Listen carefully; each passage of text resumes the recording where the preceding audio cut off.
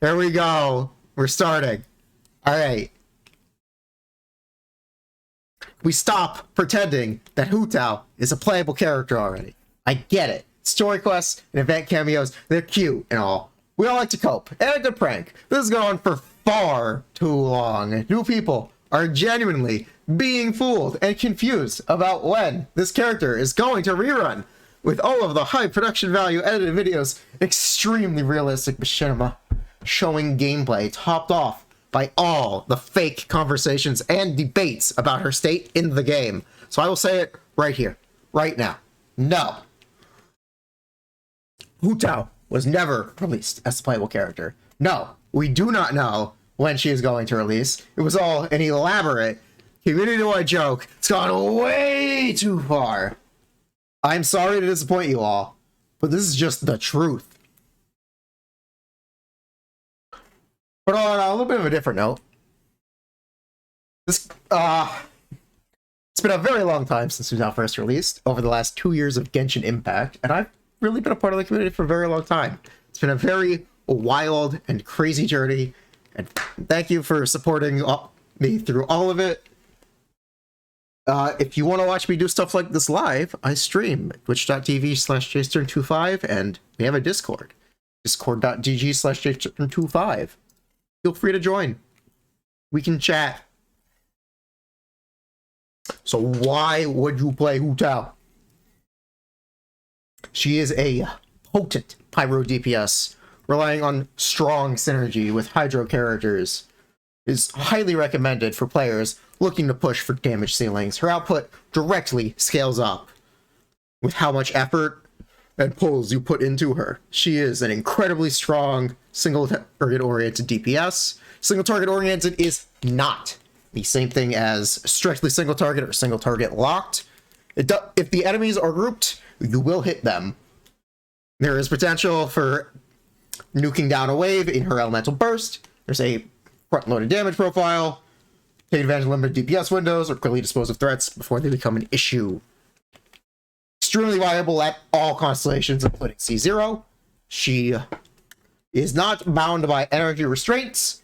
Teams can be cheap, as your initial investment gets funneled directly into Hu Tao, while still having the room to develop an entire team around her in late game through Xingqiu and or Yelan. Built-in healing to allow for more comfortable healerless, shieldless comps. Rewarding gameplay loop. Flexible teams.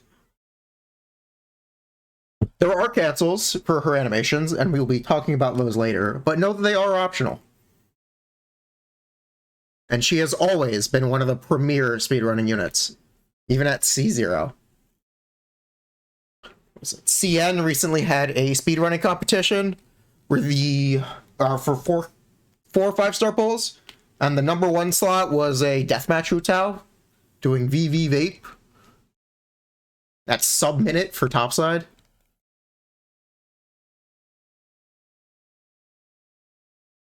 Wait, really? Yeah, that happened. Deathmatch? Yeah, it was deathmatch. Sub 1 minute? Yeah. We know it.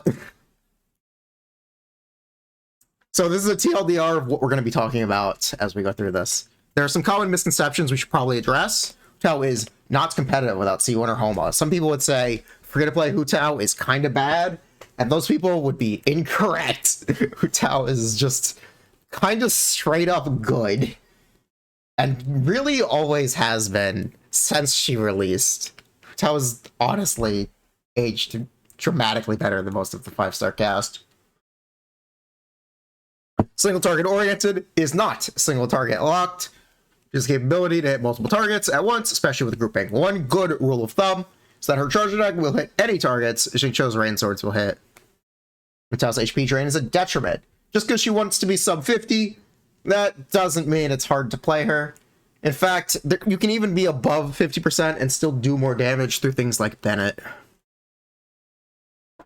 Now, we should probably talk about her talents. So she has a normal attack.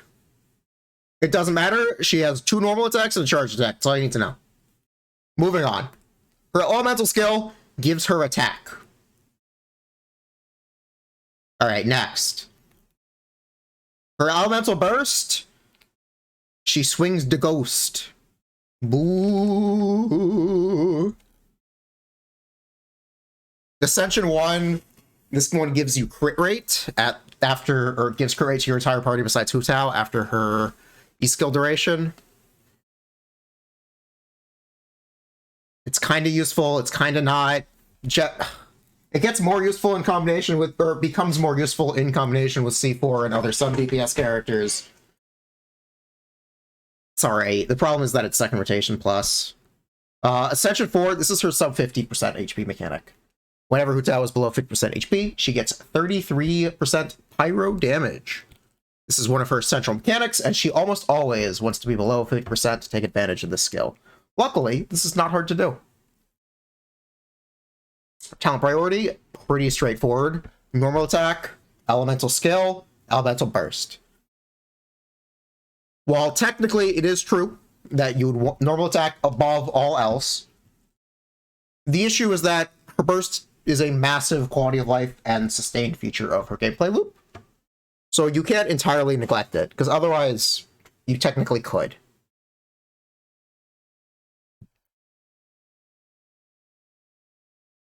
So now we're going to talk about the big, scary animation cancels. The charge attack can be canceled extremely quickly. There are two major ways to cancel Hu Tao's charge attack. These are dash and jump cancels. Dash cancels consume stamina for the charge attack, while jump cancels only consume stamina for the charge attack. Combo notation, as we'll go through it, is N2C or N1C and a number, and a J or a D. The number after the N is the number of normal attacks that you would do. So N1 is one normal attack charged attack, N2 is two normal attacks then a charged attack. And then you either dash or jump afterwards. Now, there are a couple there are a couple main differences between N1 and N2C. N1C variations are generally considered easier since they require less input. However, there is a mechanic called the dash cooldown, which we will be touching on later, but TLDR, N1C combos do apply less pyro for normal attacks, making it much easier to maintain hydro. N2C variants will generally proc more rain swords, unless we're talking about N2 when you're doing dash cancels at perfect inputs. The damage difference between them doesn't really matter. Just kind of do whatever you're more comfortable with. Either it's N1 or it's N2C. Spam it.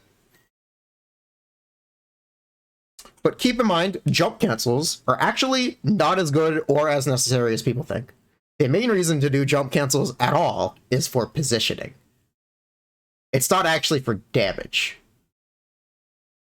If you can't do jump cancels, you don't have to do them at all. Check this out. This is 9N1C with no cancel. Damn. Are cancels ping? No, they're client-based. So if you are getting fewer charge attacks than you can do without canceling, your cancels aren't very good. TLDR.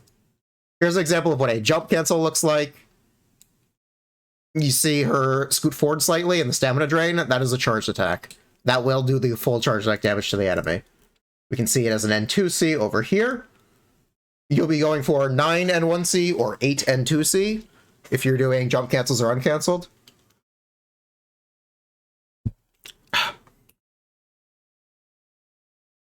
Dash cancels firmly define her C1 as being one of the most powerful constellations for a character, period. If a player is able to master her mechanics, Hu Tao's damage can increase by up to 30%, even without a damage increase. Quality of life features alone would propel the viability of dash canceling. You spend a significant portion of your field time in iframes, removing pretty much any need for defenses most of the time. Better frame data for driving sub-DPS characters, that's talking about Xingqiu Yelan. And the freedom to burn stamina just casually. One of the lesser known mechanics, though, is the dash cooldown. If you go too fast, you will be locked out of dashing. So you can actually see this in game without Hu Tao. So you press the dash twice and you can't dash a third time. Hu Tao is so fast with her charge attack spam that you actually hit this. Because each charge attack happens in less than a second. So yeah, that's fun.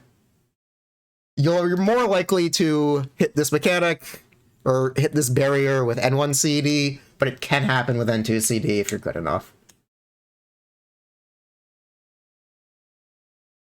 That's how it works? That's exactly how it works, yep. And if you want to see references for dash cancels, here you go. Here's an N1C. Here's an N2C. You'll be going for up to 12 N1C or 10 N2C. I think animation cancel was intentional. No, not at all.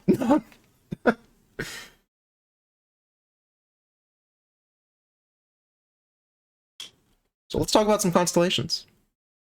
Hu Tao C1 literally just makes the charge attack cause 0 stamina. At first, this can be overlooked, but dash cancels make this really fucking good. Beyond just the quality of life. C2, increase the damage of your Blood Blossom. It makes it do 10% HP base on top of its normal attack scaling. What this does is it effectively turns your Blood Blossom into a charge attack instead of an N1. It's more damage. Especially if you proc a lot of Blood Blossoms. C3 is her elemental skill. It increases your Blood Blossom damage as well. But more primarily, it gives you attack. This ends up being roughly an 8% damage increase. This is really the recommended stopping point unless you're really pulling for C6.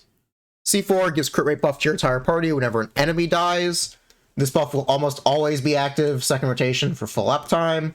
This is generally most useful for the double Hydro teams, and it's kind of funny that you can actually use this with Yell on C6 and get a lot of extra damage on Yell on C6. So much so where you could even argue Tao is an optimal slot in outside for total damage outside of speedruns. C5 is 15% more damage on her burst, but her burst is kind of whatever.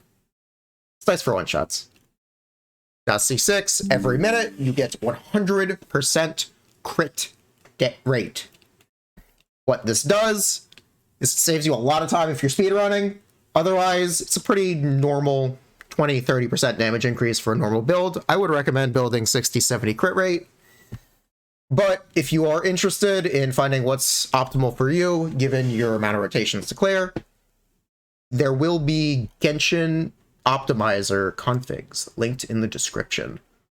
And you can go through all of these and feel free to find out what your optimal builds are.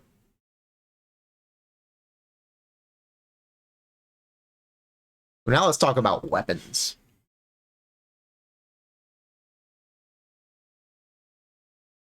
This is the Staff of Homa. It's good. Everyone knows it. Look at it. Look at it. She's so happy. This is commonly recognized as one of the better polearms of the game, but Hu Tao is the only character that actually fully utilizes its passive. HP bonus attack conversion feedback loop is perfect for Hu Tao. It greatly increases her damage and her survivability by giving you additional HP as well. And unlike her C3, Staff of Homa's attack conversion has no cap. Staff of Scarlet Sands is the very new 5-star weapon alternative to the Staff of Homa. It has a damage ramp-up period of until the first Blood Blossom hits. It can be higher for second rotation plus, depending when your Blood Blossoms hit. It's a little awkward, but it can actually be just as good as the Staff of Homa, sometimes better when you're playing with Bennett and have sufficient EM buffs. The Deathmatch is a easy-to-build weapon, generally equal to the Dragon's Bane. It is guaranteed from the Battle Pass for $10 and $10 per refine, but it can be significantly better than the Dragon's Bane when you're using melt or damage percent buffs, like Double Hydro, for example, Yelan's A4, which is the context in which I decided to change the weapon counts for this iteration of the guide, because it's 2023. Double Hydro was in right now. So then we can talk about the Dragon's Bane. Dragon's Bane, it's EM, gives you damage percent. It's really nice. Really nice for Overload comps as well. The Lithic Spear. You can actually get 4 stacks on Lithic Spear with Yella and Xingqiu teams. It's pretty nice. It's technically very good, actually, at max stack and R5. Potentially better than even the Staff of Scarlet Sands. Then there is the unfortunate standard banner weapon of the Primordial Jade Winged Spear. This weapon is generally competitive with our 1-3 death matches and Dragon's Banes. It is not really a 5-star weapon on Hu Tao at all. But Missive Wind Spear, if you got it from 2 updates ago, really fucking good. Especially compared to White Tassel. I was kind of shocked. White Tassel is the free-to-play option. You can get it from chests in Leeway. If you have already fully explored Leeway and you haven't explored the Chasm yet, you can get some White Tassels from the Chasm. Blackcliff, I just don't recommend going for. It's so hard to get Star Glitter and so hard to get 4-star constellations. It's just a waste, I'm sorry.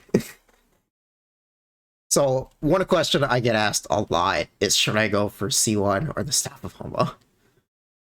Staff of Homa is guaranteed damage increase. It scales better with the presence of buffs besides Bennett, because it doesn't give you damage percent. It just gives you attack.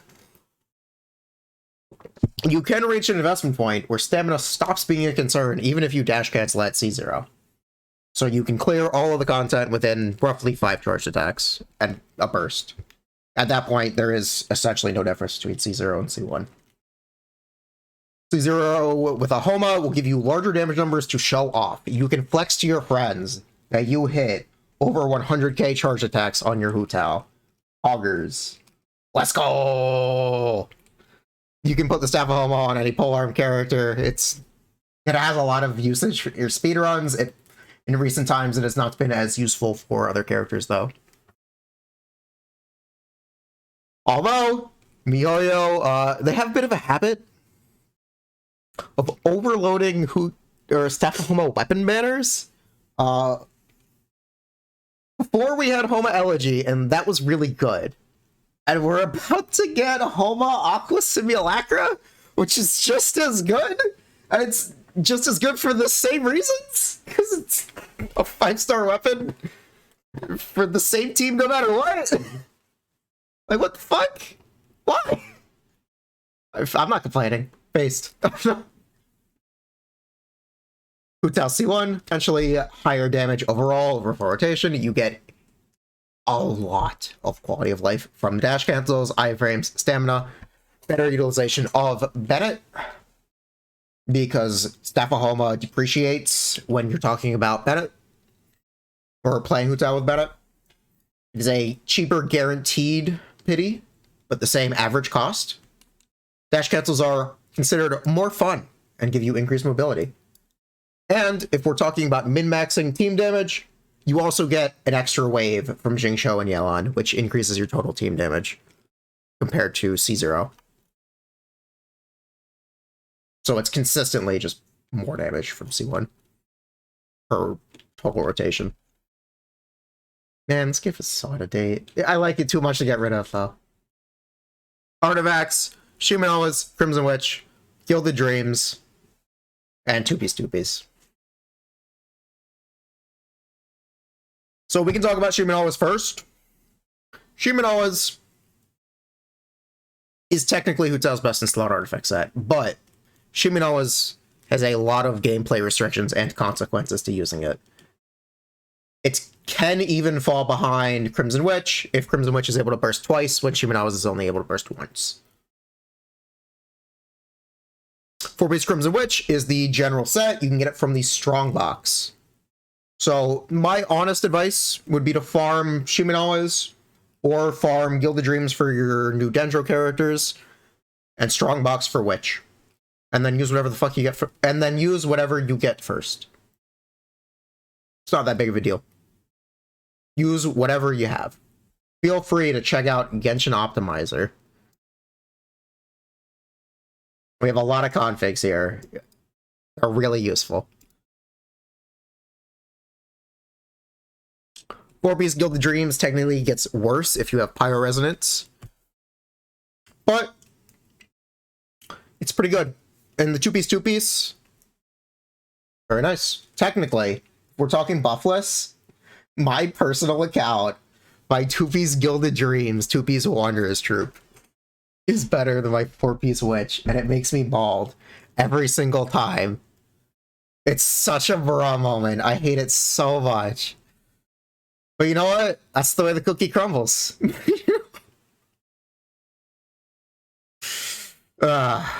This is reiterating the differences between Shimenawa's and Crimson Witch. Main stats, you should use an HP or an EM Sands. HP Sands are technically, statistically, more common drops. So you're more likely to have a good HP Sands than an EM Sands. But EM Sands generally tend to technically be better, unless you are worried about the survivability aspect of having less HP. In which case, HP Sands are amazing. HP Sands also scale better with EM buffs, like Sucrose or LG for the End. Also with C2. I'm sorry about that. Coffee. Pyro Damage Goblet, use it. Crit Hat, use it. Substats, EM is really good, just as good as crit. HP percent is really good, it's better than attack percent. And then the flat stats are equal value. Her conversion actually just makes a flat HP stat equal to a flat attack stat. You don't really want to stack flat attack or flat HP stats. Flat HP stats are not good. They're worse than attack percent. Where is the perfect 100 whole number coming from? Nowhere. Technically, it's not even true. It's just to be symbolic and communicate the message that you need EM. You can't have 0 EM. With that. And 100 is like an arbitrary number for you to target to be symbolic of that fact. Because it's easy to get 100 EM. It's hard to get 300 EM. Which is what it would actually be if you distribute stats one by one. You would technically want to hit 300 EM, but it's really complicated. At that point, that much stat allocation can actually fuck with your builds. 63 EM enough? Optimizer it. Honestly.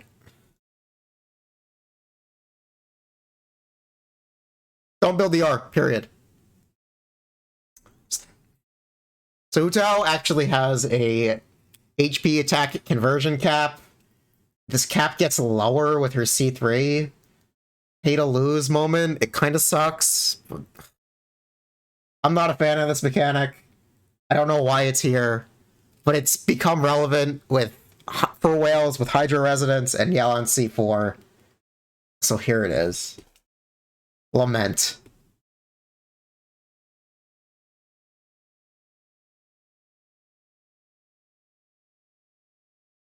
Hu Tao's #1 partner in crime tends to be Jingqiu. Look at this wet boy. Look at him. You guys already know why he's good. But let's quickly talk about his weapon options. Favonius Sword is incredibly underrated. It is just as good as Sack. At a casual level, even. It generates energy for the whole team, not just himself. And it saves you time, because you don't need to press E twice. I love Vav. Then we can talk about when he is C6, you need a little bit less CR. Let's talk about 5-star weapons real quick. There is the Primordial Jade Cutter, the Mistsplitter, the Harangapakafutsu, the Light of Fire Incision, and the Skyward Blade. Primordial Jade Cutter tends to be his general best in slot, especially after the Hydro Resonance change. You get 70 attack. Let's go. That's like 3 flat attack subs. Or 1 attack percent sub. Fuck. The runner-up would be the Mistsplitter. This weapon comes up round on banners with Ayaka. And it's very good. Baseline gives you 12 damage percent, and then gives you additional damage percent after using your burst and not having full energy, and damage percent for 10 seconds after using an elemental skill. Similarly to Mid-Splitter is Horungpak Futsu. It's okay, it's just 12 damage percent and some crit rate. It's okay. It's technically better than Light of Foliar Incision, because it gives you damage percent, and Light is just crit. Vonius still remains good, especially if we're not talking about 5-star weapons. The other cheaper weapon option is the Harbinger of Dawn. It's a 3-star weapon that is actually just as good as the 5-star weapons as long as you never get hit. If you are below 90% HP, this weapon is bad. But if you never get hit, it's really good. And 3-star weapons are cheaper to level. If you want to try it out, feel free to. It's not... You will pretty much always see play have an ability to use Harbinger of Dawn at some point.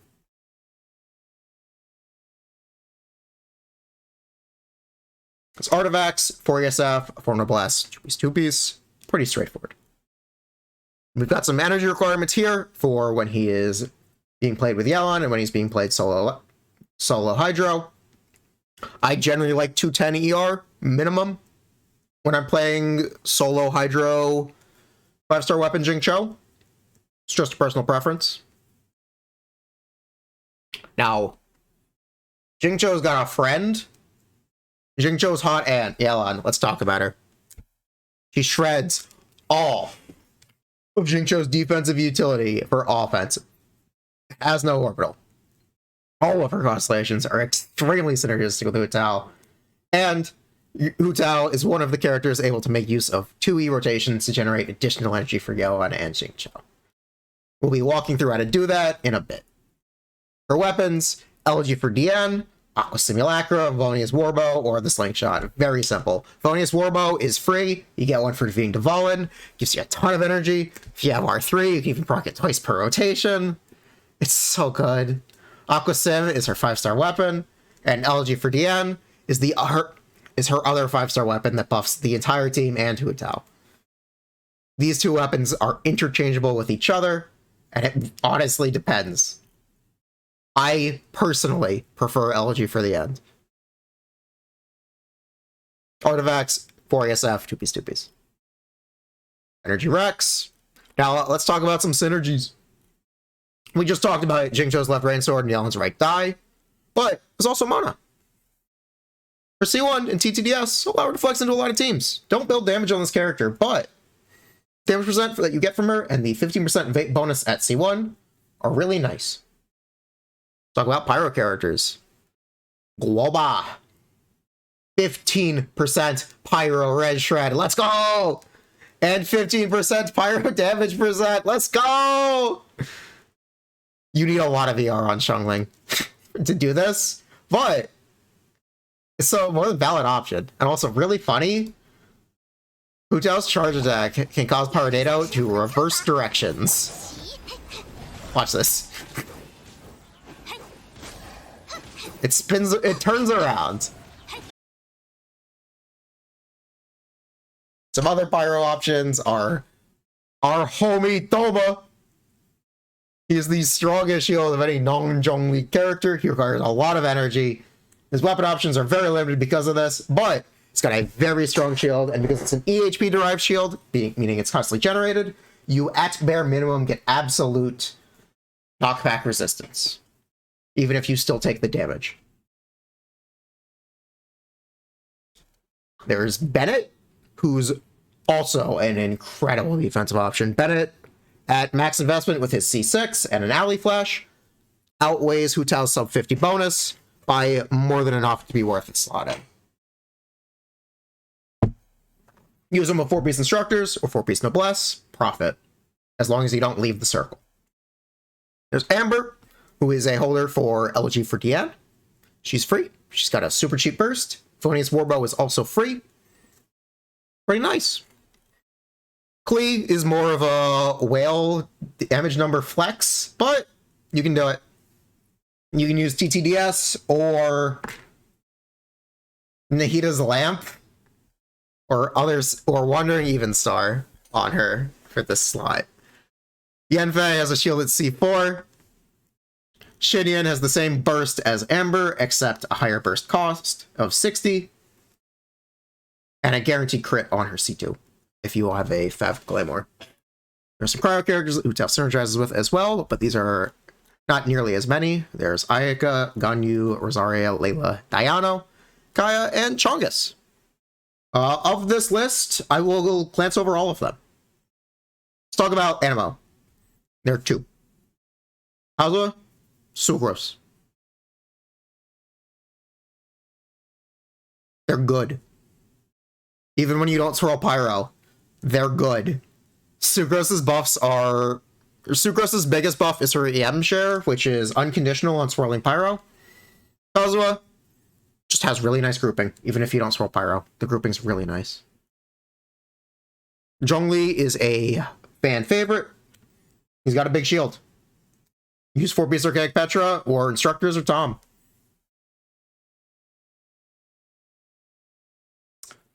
So now we've talked through all the synergies, let's talk about the specific teams. The overall most recommendable teams, in my opinion, at this point in time, are Double Hydro Core. Double Hydro teams fully abuse Yelan Jingqiu synergy and allow Hu Tao to benefit from the new Hydro Resonance, giving 25 HP %. These teams are incredible and flexible. Content that necessitates grouping, you can easily slot in Kazuha or Sucrose. When you need defense, you can use Zhongli or Bennett. When you're pushing damage, you can use Xiangling. There are just so many options. The way I like to play Double Hydro is I do 2 Yelanese at the first rotation. What this does is it generates additional energy for Jingqiu, which technically allows you to get away with having some slack on your energy recharge requirements. And it also trains you to do 2 Yelanese. So you'll see me do a Zhongli, collect the crystal, and then switch back to Yelan and do another E, and then we'll do Hu Tao Field Time. It is a 2E Yelan rotation, and that's how I like to perform it. Technically, you don't have to do the Yelan E first rotation. You can skip it and only start doing it second rotation onwards, but I like doing it at the start to generate that excess energy. I find it very practical.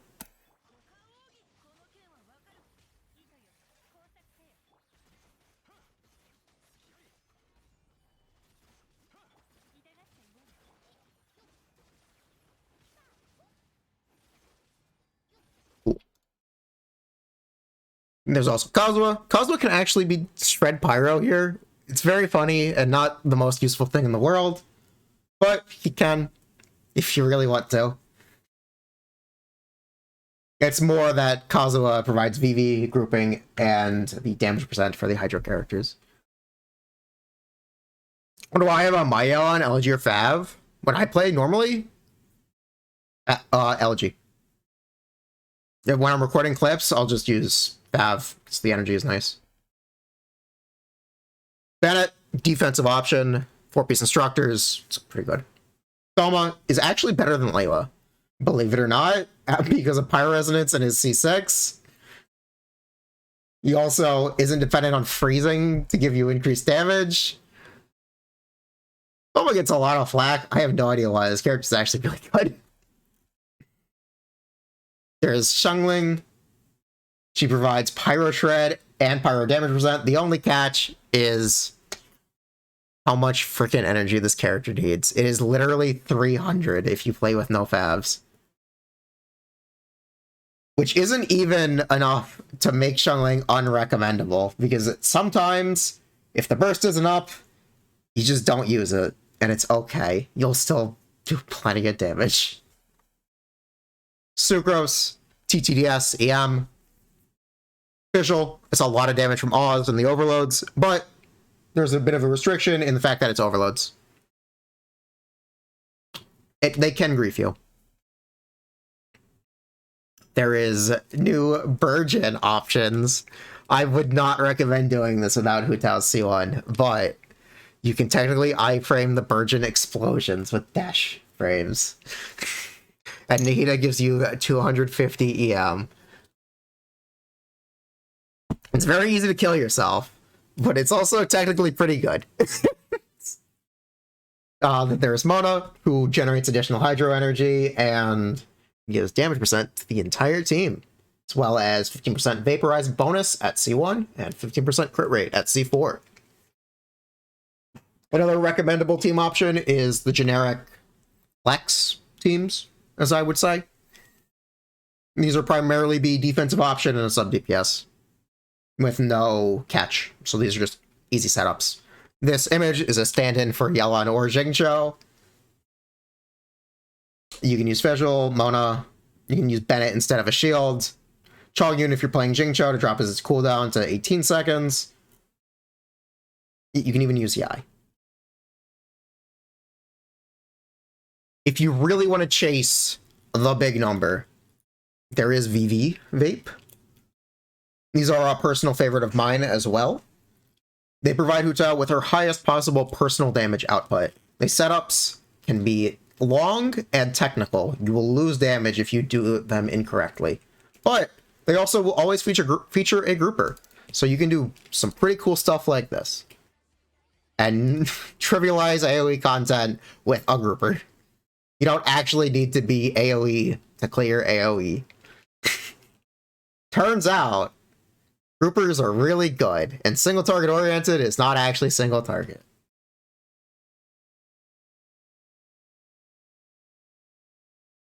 If you want to use Bennett with Kazuha, here is a way that you can do so with a absorption, with a hydro absorption on his burst. So what you're doing here is you're proccing a Rain Sword Wave, and then you're doing Bennett E and Q, or Q and E, it's rolling the Pyro. And then you're switching to Hu Tao.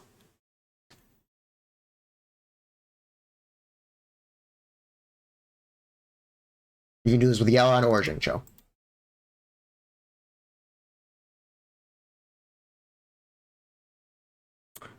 Something I've been messing with lately is using Xiangling with a Guoba setup for VV.